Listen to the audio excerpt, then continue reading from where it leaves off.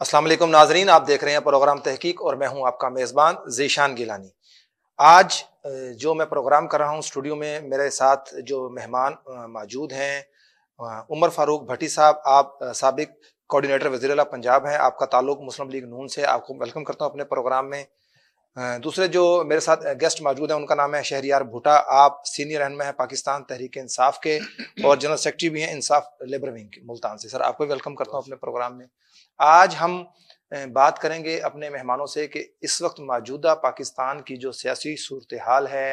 सलमान शहबाज साहब वापस आ चुके हैं। सुनने में आ रहा है कि खान साहब भी बैकडोर से रब्ते कर रहे हैं हुकूमती अरकान से कि अगर वो चाहते हैं तो हम बैठकर इस पे बात कर सकते हैं कि इलेक्शन के ऊपर के इलेक्शन कब करवाए जाएं। इस हवाले से हम बात करेंगे अपने मेहमानों से।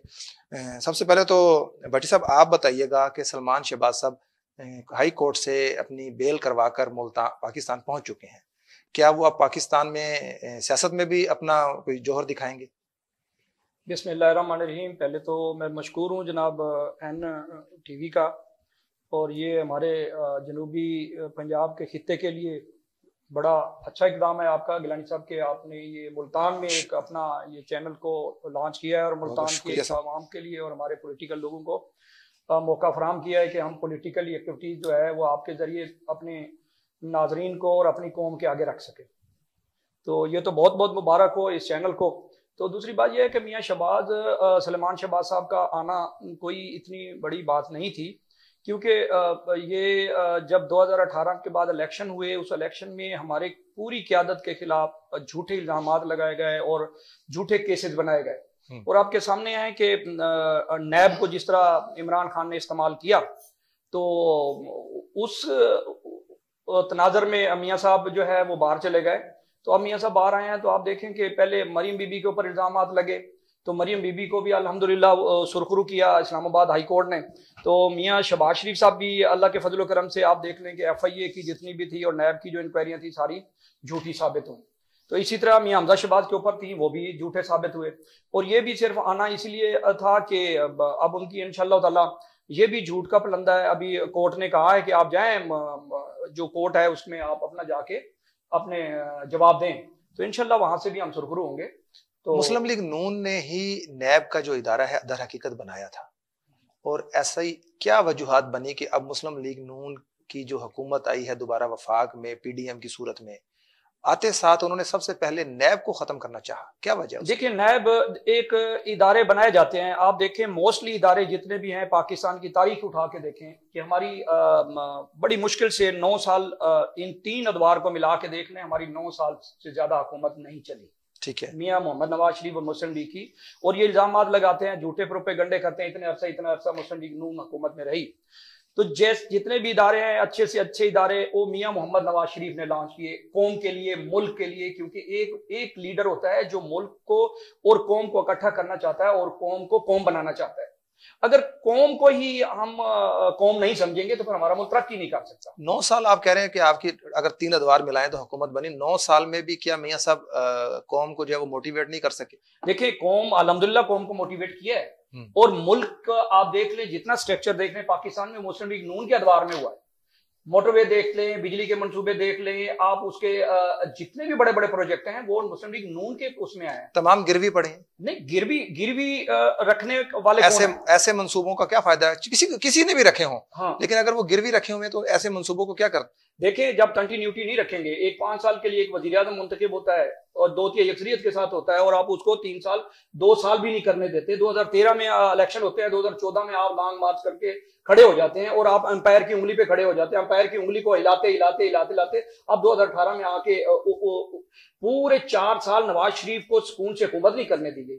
और जितने भी ये मंसूबे होते हैं या मुल्क को तरक्की तब करते हैं जब स्टेबिलिटी हो, मुल्क में अमन हो, मुल्क में सुकून हो। आप ये देखें मुशर्रफ का दौर कितना रहा। मुशर्रफ के दौर में किस तरह दहशतगर्दी हुआ करती थी। कभी जियो के चैनल को आपने देखा, उसके ऊपर पथराव होता था, कभी किसी चैनल पे होता था, कभी किसी सहाफी को कत्ल किया जाता था, कभी किसी सहाफी को डराया जाता था। इवन देन नमाज नहीं पढ़ सकते थे हम लोग, इवन देन कि हम बच्चे स्कूल नहीं छोड़ सकते थे। तो ये किसको अमन लाया? मियाँ मोहम्मद नवाज शरीफ। कराची के हालात आपने देखे, कराची में अमन कौन लाया? मियाँ मोहम्मद नवाज शरीफ। ज़रबे अज़ब किसने लगवाई? मियाँ नवाज शरीफ। तो ये MKM को दीवार के साथ लगाया वो भी मियाँ नवाज शरीफ। तो कहने का मतलब यह है कि सारी एक मर्तबा एक महाज खुल जाए और उस महाज के साथ लड़ने के लिए आपको एक अमन चाहिए होता है, आपको एक ताकत चाहिए होती है। अब मैं आपको कमजोर करता रहूं और आपसे मैं ये उम्मीद लगा के बैठूं कि आप सारे काम आप खुद करें, ये नहीं हो सकता।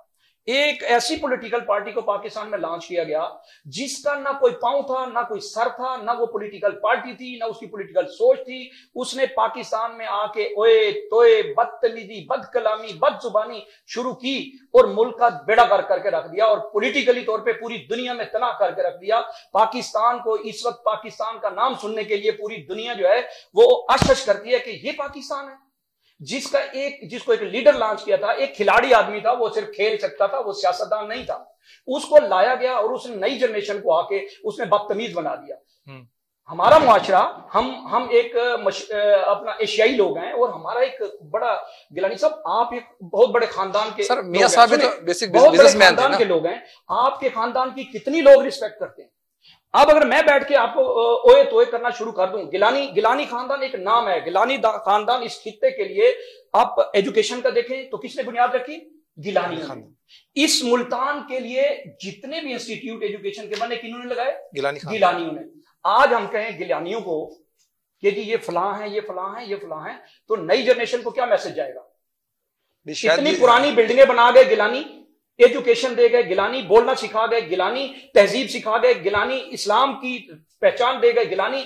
आज हम नई नस्ल को कहें जी गिलानी कुछ नहीं है, तो ये फिर मुल्क के साथ भी ज्यादती है, कौम के साथ भी ज्यादती है, उस खानदान के साथ भी ज्यादती है जिन्होंने सारी जिंदगी इस कौम के लिए कुर्बानियां दी। क्या तो इसी तरह नवाज शरीफ के साथ हो। शहरियार भाई क्या कहेंगे सलमान शहबाज का? जैसे मैंने पूछा वापिस आ गए भट्टी साहब, तो भट्टी साहब की मासूमियत पर हंसी आ रही है कि इन्होंने कहा कि सलमान शहबाज पे झूठे इल्जाम थे।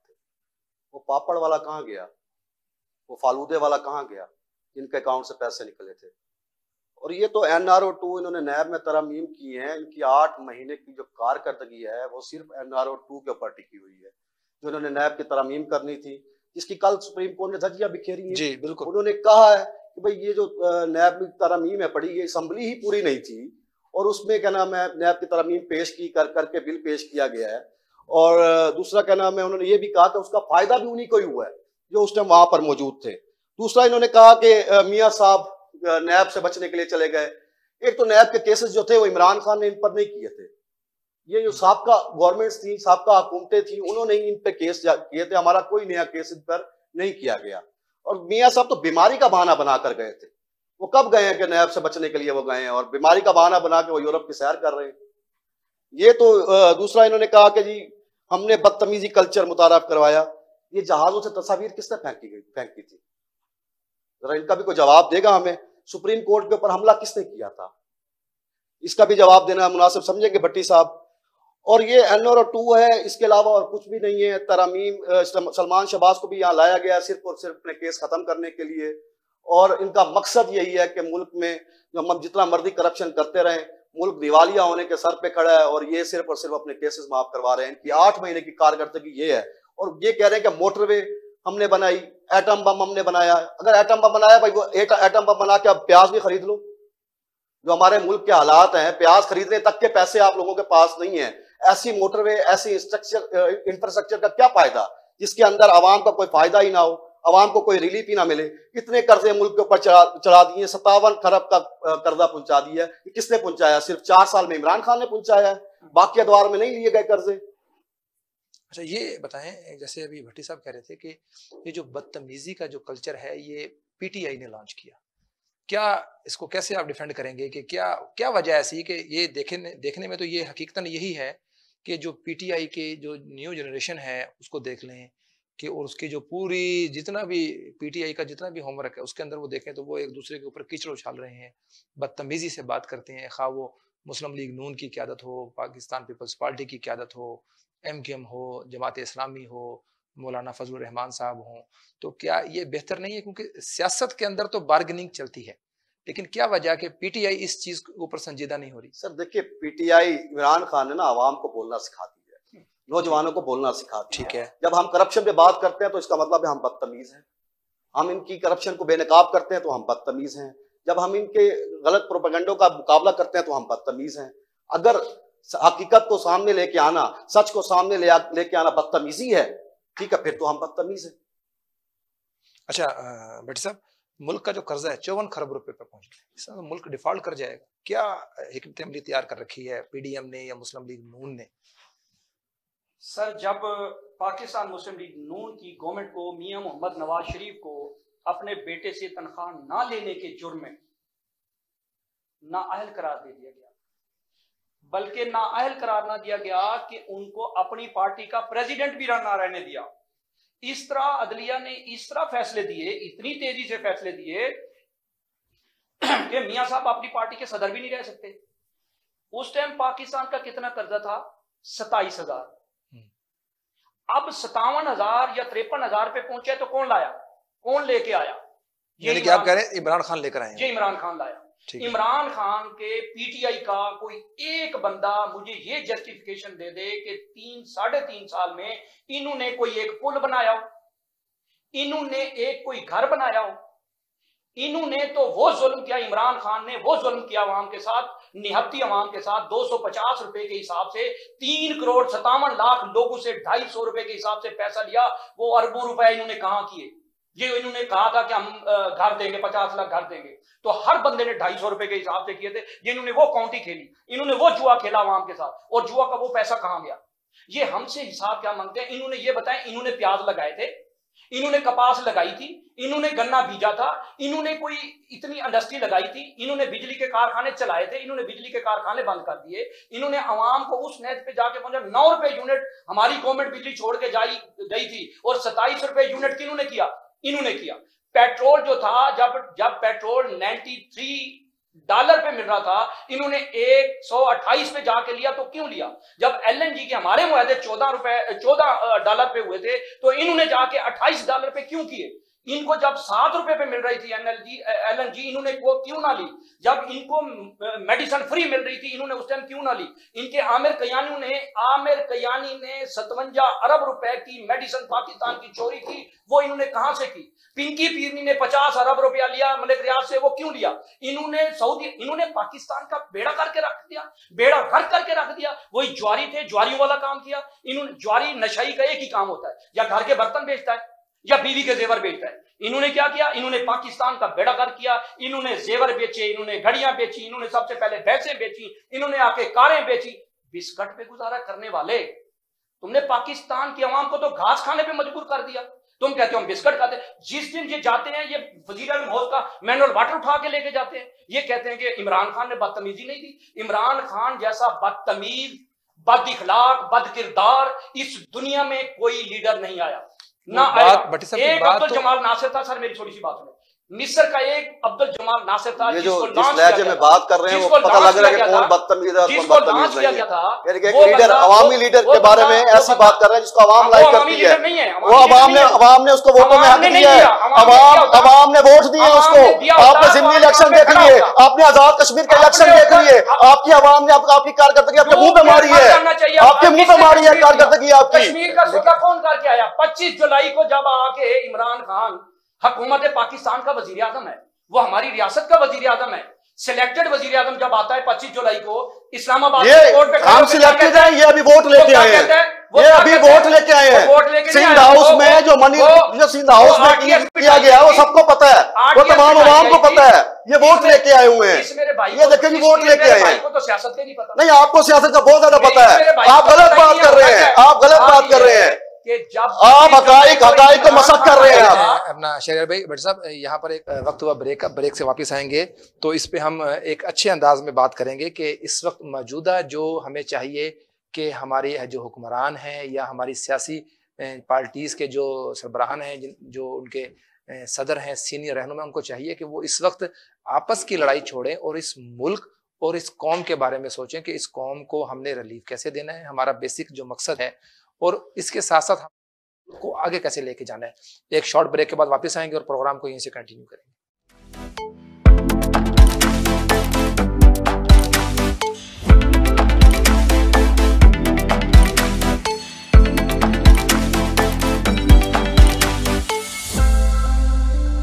वेलकम बैक नाजरीन। ब्रेक पे जाने से पहले हमारी बात हो रही थी अपने मेहमानों से, उमर फारूक भट्टी साहब से और शहरियार भुट्टा साहब से, भुट्टो साहब, आप बताइएगा, इमरान खान पर कागजात नामजदगी जमा कराने पर उन्होंने जो बेटी को छुपाया, उसके ऊपर क्या क्या वजह बनी ऐसी कि खान साहब को ये जो है झूठ बोलना पड़ा? सर, ये जातियात पे हमले, मैंने आपको बताया ना कि ये मुस्लिम लीग नून की पहले ही रही है, तो पहले भी इमरान खान ने पहले भी इमरान, यानी कि आप कह रहे हैं कि वो खान साहब की बेटी? हाँ, सब उसको डिनाई कर चुके हैं, ऑलरेडी डिनाई कर चुके हैं। अब भी दूध का दूध और पानी का पानी हो जाएगा, ले आए ना अदालत के अंदर। पहले भी अदालत ने साद को अमीन करार दिया था, आप भी देंगे इंशाअल्लाह। तो ये कुछ नहीं हो सकता, ये केस सिर्फ बेबुनियाद है और ये कुछ नहीं कर सकते। इनके पास कोई और कुछ है नहीं सिवाय वो ये उठाते हैं, ये घड़ी लहराना शुरू कर देते हैं, घड़ी घड़ी घड़ी घड़ी, पूरे मुल्क को घड़ी के ट्रक की बत्ती के पीछे लगा के घड़ी के पीछे लगा दिया है। और अब हमें बात करते हैं, क्या नाम है जी। अच्छा, बात तो ठीक है भट्टी साहब की किसी हद तक कि अगर आपने अपने दौरे इक़्तिदार में पाकिस्तान तहरीक-ए-इंसाफ ने कौन से ऐसे मंसूबे हैं जो उन्होंने कंप्लीट किए या जिनकी संगे बुनियाद रखी और वो अब पाया तकमील की तरफ जा रहे हैं? अगर पाकिस्तान में इस वक्त प्याज की शॉर्टेज है, अगर बिजली की शॉर्टेज है, कोई कौन से ऐसे मंसूबे हैं जो पाकिस्तान तहरीक-ए-इंसाफ जो है वो अपने दौरे इक़्तिदार में? देखिए गिलानी साहब, पाकिस्तान की इकोनॉमी उस टाइम कितनी थी, जीडीपी कितनी थी जब इमरान खान छोड़ के गए थे? 6.6% थी। अब कितनी है? -2% आई हुई है। तो इसका कसूरवार कौन है? ये अप्रैल की बात करो, मैं दूर की बात नहीं कर रहा। इसका कसूरवार कौन है? उन 21 बिलियन डॉलर वो छोड़ के गया था खजाने में, वो कहाँ है? 6.7 के ऊपर आया हुआ है, जिसमें से 4.2 पर। अपना रिकॉर्ड दुरुस्त करें, अपना रिकॉर्ड दुरुस्त करें। आपको रिकॉर्ड का पता नहीं होता ना, इसलिए तो आप कहते हैं हम बदतमीज हैं, हम हकीकत बयान कर रहे होते हैं, हम बदतमीज हो जाते हैं। ठीक है, 4.2% आपने सऊदी अरब से लिया हुआ है, उसके बाद चाइना और यूएई का आपके पास रिजर्व पड़े हैं। आपके पास अपने पास क्या है? आपने इंडस्ट्री का बेड़ा गर्क कर दिया। 400 बिलियन डॉलर की एलसी स्पेंडिंग पड़ी है। एलसी स्पेंडिंग पड़ी है मतलब खाम माल है ही नहीं, इंडस्ट्री कैसे चलेगी? टेक्सटाइल इंडस्ट्री कोरोना के दिनों में रिकॉर्ड अपना प्रोडक्शन कर रही थी जी, सबको मालूम है। पूरी मीडिया ने, पूरी यूएन ने उसका क्या नाम एक्नॉलेज किया था कि पाकिस्तान ने बेहतरीन कारकर्दगी दिखाई कोरोना के दिनों के अंदर। ऑटो इंडस्ट्री टॉप पे जा रही थी, तमाम कंपनीज ने 2022 के अंदर सबसे ज्यादा गाड़ियां, अप्रैल के अंदर गाड़ियां सस्ती, आपने महंगी कर दी, सस्ती हो गई। 2 अप्रैल के अंदर ऑल्टो 11.5 लाख रुपए थी, अब इनके दौर के अंदर आके 21,75,000 रुपए की इनवाइस है। हमने महंगी किया आकर। इनकी कारकर्दगी क्या है? मुझे एक बात बताइए, पैसा कहां गया? नहीं, प्रोजेक्ट कौन से ऐसे प्रोजेक्ट आप तहरीक-ए-इंसाफ ने जिसकी वजह से आपने कहा कि पाकिस्तान सिंगल प्रोजेक्ट जी मैं बताता हूँ जी, प्रोजेक्ट बताता हूँ। हमने सेहत कार्ड लॉन्च किया, आपने कब लॉन्च किया? किसी एक बंदे को मुझे बताया कि एक बंदा साबित कर दे जिसको सेहत कार्ड के जरिए निवासी ने जारी किया था, उस पर इलाज हुआ हो। कोई एक बंदा साबित कर दे, एक बंदा साबित कर सकता जिसने इलाज करवाया हो। इसके अलावा और गलत बात। उन्होंने बिजली के लिए डैम बनने का काम शुरू हो गया था, डैम का काम शुरू हो गया, तो इनकी गवर्नमेंट में आकर रुका है, इनकी गवर्नमेंट में आकर रुका है। दोबारा तख्तियां, जब इमरान खान ने वहां जाकर, इमरान खान मंसूबों का पता करता है, बाद में जाकर तख्तियां लगाते हैं ये लोग, बाद में तख्तियां लगा रहे हैं उसी के मंसूबों के ऊपर। इनके मंसूबे बताए, ये एक्सपर्ट गवर्नमेंट है, हम बड़े काबिल आदमी हैं, इसहाक डार आएगा अच्छा आ जाएगा। इसहाक डार ने आके मुल्क का बेड़ा गर्क करके रख दिया, -2 के ऊपर इकोनॉमी आई। बात तो ठीक है कि जब डार साहब आए थे तो लोगों ने कहा था भी, बल्कि मुस्लिम लीग नून ने भी कहा था कि डार नहीं आ रहा, डॉलर आ रहा है। तो वो आए हैं, उसके बाद बावजूद भी वो पाकिस्तान की मस्जिद को संभाल। मैं आपको एक बात बताऊं, जब इनकी गवर्नमेंट थी डॉलर कहाँ जा रहा था? देखें, ये भुट्टा साहब, ये वो उससे ताल्लुक रखते हैं, उस पार्टी से जो बाप को भी गालियां देती है। नहीं, गलत बात कर रहे हैं ये, आप गलत बात कर रहे हैं। नहीं, गलत बात कर रहे हैं। आप जातियात को पर बात नहीं कर सकते, आप जातियात पे बात नहीं कर सकते। मैंने किसी की जातियात पे बात नहीं की। आपकी तरबियत बता रही है, आप जातियात पे बात कर रहे हैं। जातियात पे बात नहीं कर सकते आप, नहीं कर सकते आप बात। चले जी, कंटिन्यू करें। नहीं, आप जातियात पे बात नहीं करेंगे, आप बात करें, अपनी बात करें, अपना मौकफ रखें, जो हकीकत है वो मौकफ रखे। यार तमीज ही नहीं है तुम लोगों को बोलने की, बात ही नहीं सुनते तुम लोग। जी तुम लोगों में इतना सेंस नहीं है कि तुम्हें पूरी कौम देख रही है और तुम बोले जा रहे हो। बात ये है सर गिलानी साहब, आप 2 बातें करके देख लें इमरान खान के खिलाफ। इनकी वो ब्रिगेड जो बदतमीज और बदइखलाक मीडिया, सोशल मीडिया की ब्रिगेड है। सर आप -2 का दे, जीडीपी का हिसाब दे हमें। आप जीडीपी का हिसाब दे मुझे। आप 21 बिलियन वो छोड़ के, 21 बिलियन डॉलर छोड़ के उसका हिसाब दे। 21 मिलियन डॉलर छोड़ के गए थे वो छोड़, उसका हिसाब दे। 6 पॉइंट कुछ थी और इस वक्त -2 पे। 21 बिलियन डॉलर, 21 मिलियन डॉलर का ये बताएं इन्होंने कहां छोड़ा?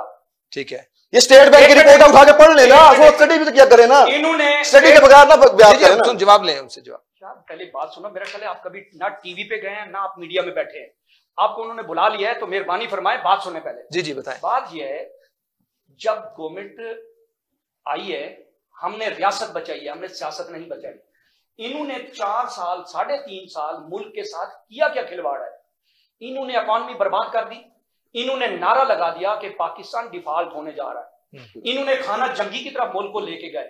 ये वो हुक्मरान है जो दिन को गालियां देता है अमेरिका को, रात को पांव पड़ता है, दिन को एस्टेब्लिशमेंट को गालियां देता है और रात को पांव पड़ता है।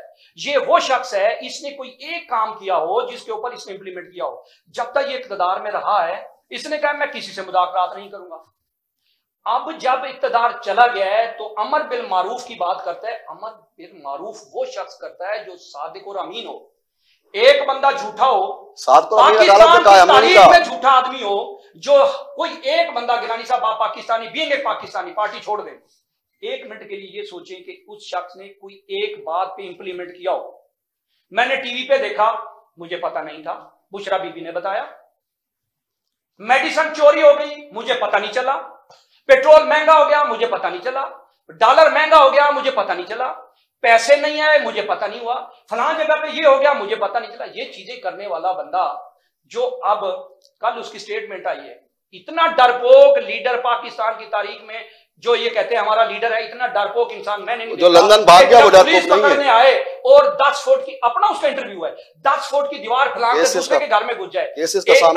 ये गुजरां वाला वाकया जो हुआ है, इसकी इंक्वायरी हो लेने दें, ये पता चल जाएगा कि इसका ड्रामा हुआ क्या और ये कैसे हुआ। फायर होता है और फायर जाके लगता है ऊपर और टांगे इसकी दोनों जख्मी हो जाती हैं। हॉस्पिटल कहां जाता है, इतना इमरजेंसी है, गुजरांवाला किसी सरकारी हॉस्पिटल में दाखिल नहीं होता, ये शौकत खाना में जाके दाखिल होता है और दोनों टांगों पे प्लास्टर लगा हुआ है। दोनों टांगों पे प्लास्टर लगा हुआ है तो फिर वो कहते हैं सर जी आपको तो गोली लगी नहीं है, तो फिर एक टांग पे लगता है। अब कल उसकी स्टेटमेंट है कि मुझे डॉक्टर ने कहा है कि 2 महीने के लिए आप रेस्ट करें। ये कोई असेंबली नहीं तोड़ने जा रहे, ना इनका बस की बात है। ये वो झूठे लोग हैं जिन्होंने 360 यानी कि 200 दिन से ज्यादा इन्होंने प्रोटेस्ट किया और इन्होंने तनख्वाहें भी ली। अब भी ये तनख्वाहें वसूल कर रहे हैं, अब भी फेडरल लाजेज इस्तेमाल कर रहे हैं, अब भी मिनिस्टर जो इनके मिनिस्टर थे वो मिनिस्ट्रियों में रह रहे हैं। इस्तीफे मंजूर कर लेना, इस्तीफे मंजूर करें, क्यों नहीं करते? देखें इस्तीफे दिए हुए मंजूर करें। अच्छा बात तो ठीक है कि इस्तीफे दिए हुए मंजूर करें, मंजूर क्यों नहीं किया जा रहा? ये 2-2 3-3 करके आपने देख लिया, अंजाम भुगत लिया, इन्होंने मंजूर करने की हिम्मत नहीं है। गिलानी साहब जब हमने इस्तीफे मंजूर किए, डूब के मर जाना चाहिए था, फिर ये हाई कोर्ट तो ना जाते ना।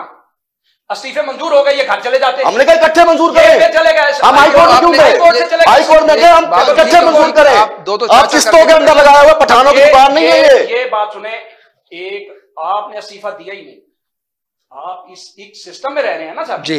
अब एक बंदा आपका एग्जेक्टिव कहता है कि तुम सब लोग यहां से इस्तीफा दे दो जी, आपका एग्जेक्टिव आपको कहता है इस्तीफा दे दो, आप तो इस्तीफा देना नहीं चाहते। ठीक, एग्जेक्टिव ने लिस्ट बना ली, हारून साहब का भी इस्तीफा, गिलानी साहब का भी इस्तीफा, उनका भी इस्तीफा, उनका भी इस्तीफा। अब जब जिसके पास इस्तीफे आएंगे उसने 1 to 1 आइन और वेरिफिकेशन करनी है, वो पूछ सकता है ना। तो आपने वेरिफिकेशन की है? जब हमने वेरिफिकेशन की तो हमने तो इस्तीफा दिया ही नहीं। गलत बात है, हमने इस्तीफा ये सिर्फ और सिर्फ ख्याल नहीं पुलाव पका रहे हैं। ये देखो, ये वो लोग हैं जो अपनी की हुई बात पे यकीन नहीं करते। नहीं, हमारी की हुई बात तुम सुप्रीम कोर्ट गए हो, जब मानते नहीं हो, कासिम कोर्ट गए हो। बताएं कि अभी 20 दिसंबर तक सुनने में आ रहा है कि खान साहब कह रहे हैं कि हम असेंबलियां तहलील कर देंगे, क्या वाकई 20 दिसंबर तक? इंशाल्लाह दिसंबर के महीने के अंदर ही असेंबलियां तहलील होंगी। उसके बाद फर्दर आगे का फिर क्या लाएंगे? फर्दर इलेक्शन होंगे, इलेक्शन की तरफ जाना पड़ेगा। हुकूमत का तो कहना यह है कि जहां जहां ये असेंबली तहलील करेंगे हम वहां पे ज़िमनी इलेक्शन करवाएंगे। अच्छी बात है, जब जनरल इलेक्शन होंगे तो हमारी गवर्नमेंट्स होंगी, पंजाब के अंदर भी और केपीके के अंदर भी। ये तो अंजाम तो पता लग गया ना, इन्होंने ज़िमनी इलेक्शन जितने भी करवा के देखे हैं, अवाम ने रद्द-ए-अमल दिया है इनको, इनकी कारकर्दगी को इनके मुंह पे देके मारा है। ठीक है, अभी आजाद कश्मीर के इलेक्शन देख लें, स्वीप मारा है पाकिस्तान तहरीक इंसाफ ने। जहां जहां जाते हैं वहां पर इनको नाकामी का सामना है। सब बात तो ठीक है, क्या वजह जितने भी ज़िमनी इलेक्शन हो रहे हैं, खा वो पाकिस्तान तहरीक इंसाफ की हुकूमत थी या पीडीएम की हुकूमत है, जहां पर भी देखें जो जीत है वो पाकिस्तान तहरीक इंसाफ को मिली है। इसकी क्या वजह? 3 साल इनकी हुकूमत रही, बिल्कुल ठीक। सिंगल एक सीट बताएं जो ज़िमनी इलेक्शन में जीते हो। जिमनी इलेक्शन में उन्होंने एक बता दें, जीते, एक बता दें, काफी सीटें जीती हैं, एक बता दें। हाँ जी, एक पिशावर वाली थी केपीके वाली, ठीक है, 9 इलेक्शन हुए, 8 हमने जीते, 1 इन्होंने जीते। उन्होंने उसका एक जवाब दिया था। अच्छा ठीक है। उसके बाद अब हमने एक बात की पूरी पाकिस्तान की पॉलिटिकल पार्टियों ने कि हमने मुल्क बचाना है, ठीक है, हमें सियासत नहीं करनी। पहली बात तो यह है, लीडर की जबान होती है, ये अपने आप कहते हैं ना हमारा लीडर है, वो लीडर नहीं है, वो एक मस्खरा है। मुल्क को दिवालिया करने के दाने पे खड़ा कर दिया, मचा रहे हैं मुल्क को। एक मिनट भुट्टा साहब, या तो फिर आप बात करें।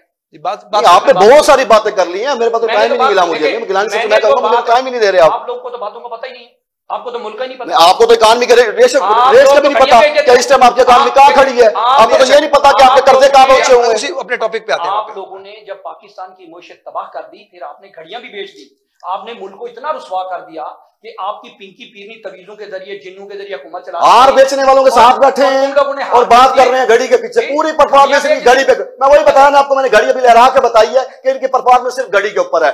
जो नॉन सेलेबल आइटम्स थे, जैसे गाड़ियां थी, वो इन्होंने रिसीव किए हैं, उनका जवाब दे क्यों नहीं है ये लोग? उनके बारे में बात करना मुनासिब नहीं समझते। सिर्फ इल्जाम सिर्फ घड़ी मुल्क को ट्रक की बत्ती के पीछे लगा रखा है आपने। बस आपसे बात करूं, या तो आप प्रोग्राम कर लें जैसे आपको उन्होंने लिख के दिया है, आप वो पढ़ के सुना दें, या फिर किसी की बात सुन लें। ये तरीका नहीं होता कि दूसरा बंदा बात कर रहा हो और आप बीच में ओंगियां मारते रहे। आपको पता नहीं है बोलना क्या है। आप गलत बात कर रहे हैं ना, आप गलत बात कर रहे हैं। हम भी मुल्क कौम की बात कर रहे हैं, आप मुल्क कौम की बात कर रहे हैं। हम ये पूछ रहा हूं, मैं ये पूछ रहा हूं कि घी का रेट कहां है इस टाइम, प्याज का रेट कहां है इस टाइम? हम तो अवाम की बात कर रहा हूं, मैं तो अवामी बंदा हूं, अवामी की बात करूंगा ना। चलो इसका जवाब ले लेते हैं उनसे, इसका जवाब ले लेते हैं कि घी का रेट इस वक्त कहां है, प्याज का रेट कहां है? मुझे ये बताएं सर, 120 रुपए किलो घी था जी, 550 रुपए कौन करके गया? पाकिस्तान तहरीक इंसाफ। 35 रुपए किलो आटा था, 100 रुपया कौन करके गया? तहरीक इंसाफ। जैसे हुकूमत उनके पास थी तो 54 रुपए किलो। इसमें ये गलत फिगर बता रहे हैं। जब पाकिस्तान तहरीक इंसाफ गवर्नमेंट छोड़ के 280 रुपए घी का रेट था। प्रोडक्शन कर लें, चले आगे बोलिए जी सर। या तो इनको ब्रेक कराएं, इनको थोड़ी तरबियत दें कि प्रोग्राम के दौरान क्या किया जाता है। नहीं, आप गलत फिगर्स बोलेंगे तो मैं उसको करेक्शन तो करूंगा ना। मैंने करेक्शन करवाई है, आपने टाइम पे बोले ना, मैंने करेक्शन करवाई है। यही तो बदतमीजी है तुम लोगों की कि तुम्हें तमीज ही नहीं है बात करने की। एक बंदा बात करता है, तुम बीच में बोलते हो, तुम शोर मचा हम आपकी इस्लाह करते हैं, हम आपकी इस्लाह करते हैं ना। इस्लाह क्या बेहतर नहीं है कि अगर इस तरह हम अपनी इस्लाह करें बानिस्बत हम अगर दूसरों की इस्लाह करने लग जाएं? हम पहले अपनी इस्लाह करें खुद। हम देखिए कि हम लोग जब इकोनॉमी छोड़ के गए थे, वो एक फिगर्स हैं, स्टेट बैंक के पास भी हैं, यूएन के पास भी हैं, तमाम इदारे तमाम मुल्क भी इसको एक्नॉलेज कर रहे हैं कि 6% पे हम इसकी ग्रोथ पे छोड़ के गए थे, जो मुल्क की तारीख में आज तक नहीं हुई। ठीक है। और उसके बाद जो क्या नाम है, अब जो इस टाइम अपनी 2% के ऊपर -2% के ऊपर आई हुई है, इसका जिम्मेदार इमरान खान कैसे है? जब हम रिजर्व छोड़ के गए हैं $21 बिलियन के, वो कहाँ गए? 6.7 पे कैसे आ गए हैं? कौन सा बड़ा मंसूबा, मुझे एक मंसूबा बता दें 8 महीनों में लगाया गया हो जिसके ऊपर बाकी अमाउंट सारी खर्च हुई है? ये सारी अमाउंट, ये जितनी भी अमाउंट है, जैसे एमन फील्ड अपार्टमेंट्स बने हैं, उनकी रसीदें रसूदें कुछ नहीं है, वैसे ये अमाउंट भी सारी बाहर गई है। इनका और काम नहीं है, हाल बचाओ माल बचाओ काल बचाओ, ये इसी काम में है पड़े। ये अभी भी वही काम कर रहे हैं, NRO 2 के चक्करों में सिर्फ नैब की तरमीम कर रहे हैं, इसके अलावा इनका कोई काम नहीं है।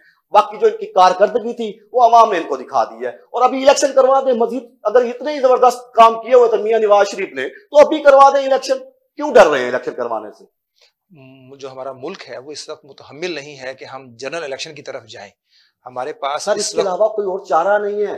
आपका तो पाकिस्तान आपका ओवरसीज पाकिस्तानी जो आपको अपना यहाँ पर पैसे भेजता था, वो पैसे नहीं भेज रहा आपको, आपकी एक्सपोर्ट नहीं हो रही, आपकी इंडस्ट्री बंद हुई पड़ी है क्योंकि आप पर एतमाद ही नहीं कर रही कोई दुनिया। इस बात की क्या गारंटी है कि अगर जनरल इलेक्शन करवा दिए जाए तो उसके बाद दोबारा जो है वो मुल्क जो हमारा ग्रोथ कर जाएगा? इंशाल्लाह ग्रोथ करेगा। अगर दोबारा हुकूमत फिर पीडीएम की या मुस्लिम लीग नून की है। आप देखें मलेशिया ने यहाँ पर आके प्रोटोन का प्लांट लगाने का वादा किया था महातीर मोहम्मद साहब ने। ठीक है। इस पे एतमाद करते हुए, इमरान खान पे एतमाद करते हुए इनकी हुकूमत आई, उन्होंने प्लांट का इरादा खत्म कर दिया। आपके इत्तला के लिए मैं अर्ज कर दूं तो वो बंद हो गया है। ठीक है। इसी तरीके से हवा में प्लांट लगाने जा रही थी फैसलाबाद के अंदर, ठीक है, उन्होंने प्लांट लगाना बंद कर दिया है। यानी कि जो पहले इंडस्ट्री आ रही थी, रेकोडेक मंसूबे के अंदर भी इमरान खान ने ही आपको बचाया। कितना आपको नुकसान हुआ था उसमें, वो भी आप उन्होंने दोबारा पुरानी रेट्स के ऊपर डील भी की, लेकिन क्या नाम है, उसके बावजूद अब एतमाद नहीं है इस गवर्नमेंट के ऊपर। मुल्क पैसा को जो मुल्क है वापस सपोर्ट ही नहीं करना चाहते, इन्वेस्टर इन्वेस्टमेंट नहीं डालना चाहते आपके मुल्क में। जब आप पर एतमाद ही नहीं है, जब उनको पता है ये चोरी करके पैसा दोबारा अपने इवन पिलर अपार्टमेंट्स बनाएंगे, अपने कारोबारों में लगाएंगे, तो कहां से पैसा आएगा? रोशन डिजिटल अकाउंट खाली हो चुका है। आपके सामने तक कितनी कामयाबी के साथ चल रहा था रोशन डिजिटल अकाउंट, एहसास प्रोग्राम कितनी कामयाबी के साथ चल रहा था, लंगर खाने चल रहे थे, या मुसाफिर अब रूल रहे हैं बैठे हुए अड्डे पे जाए, अब रूल रहे हैं आवाम वहां पर। इसका जवाब ले लेते हैं, अब उनसे जवाब ले लेते हैं इसका। जी क्या कहेंगे भट्ट साहब? पीटीआई को डूब के मर जाना चाहिए कि लंगर खाने चल रहे थे। लंगर खाना के अपने बाप के पैसे से चला रहे थे। सिलानी वेलफेयर जो है वो वेलफेयर फाउंडेशन जो है वो चला रही थी, ठीक है, उसको बजट दिया जा रहा है। पूरे पाकिस्तान में 20 लंगर खाने थे। कितने? 20 लंगर खाने सिलानी वाले चला रहे थे। ये कह रहे हैं हम चला रहे थे।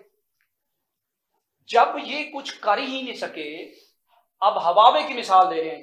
ये बताएं, हवावे इंडस्ट्री 3 साल में नहीं लगी, हम आए रुक गए। भाई तुम्हारे 3 साल दौर में क्यों नहीं लगी? मलेशिया के साथ ही हमारी मलेशिया यहां इंडस्ट्री लगा रहा था, तो 3 साल के अंदर तो मलेशिया के मातीर मोहम्मद के बाद एक बंदा ही नहीं आया पाकिस्तान में, तो वो कहां लग गई? यार झूठ के कोई झूठ बोलो, तुम्हें तुम्हारी तरबियत ऐसी की है कि झूठ बोलो, इतना बोलो सच हो जाए। बात यह है कि इन लोगों ने पाकिस्तान की मुईशत को तबाह कर दिया।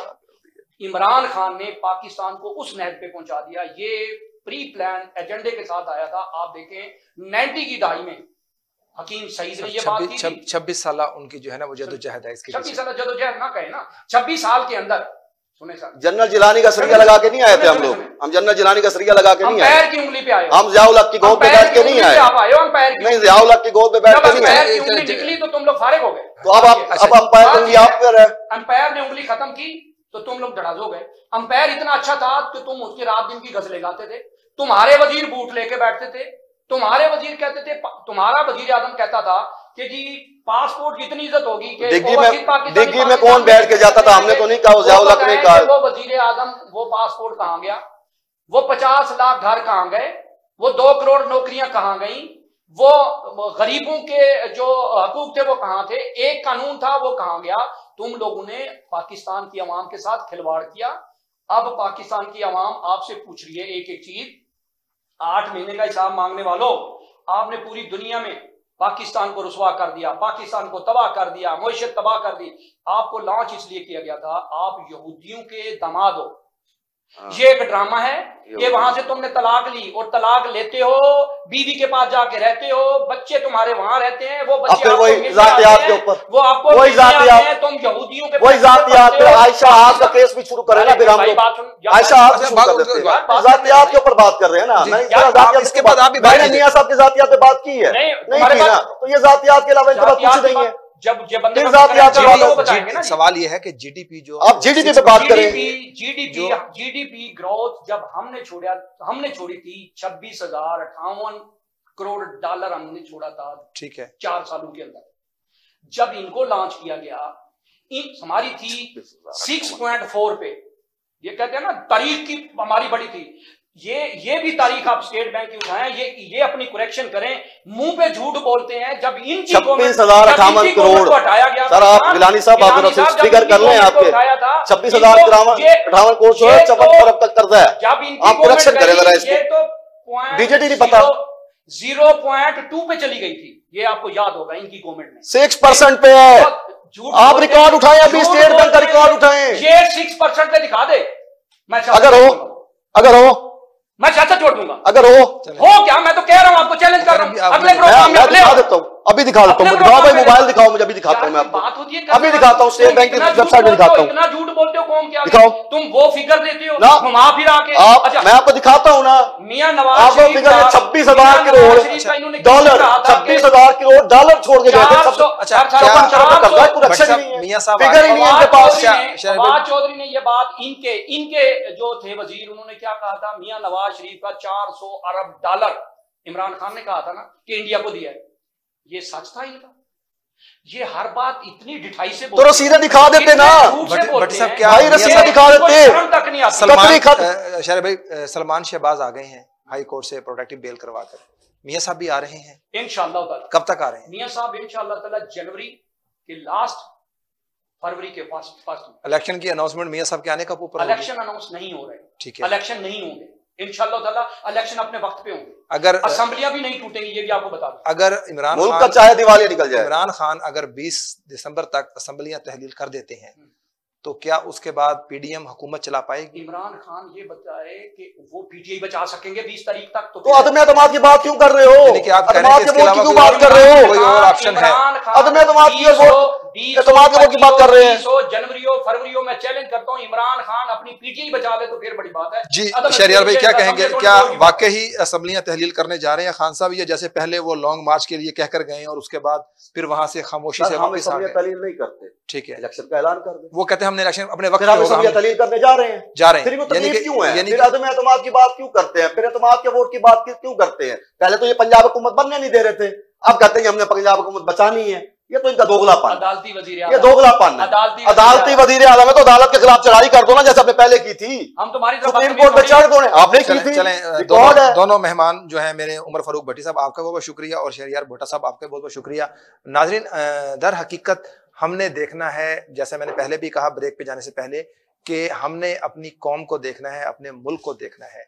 खुदारा हमारे जो सियासतदान हैं वो अपनी आपस की या इक्तदार की जंग को भूलें और इस मुल्क के लिए, इस कौम के लिए सोचें। 70 साल में हमारे सियासतदानों ने पाकिस्तान को इस नहद पर पहुंचा दिया कि आज हमारा मुल्क जो है वो डिफॉल्ट करने जा रहा है।